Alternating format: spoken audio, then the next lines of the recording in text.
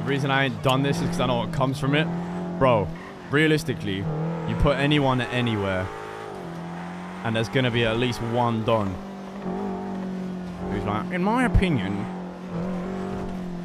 Clean Boys have not really been as active as they used to be back in the week of July 31st. So I personally believe that for this reason, and for the fact that they have produced precisely 721 thermite within the last 6 months, that these people should be A tier.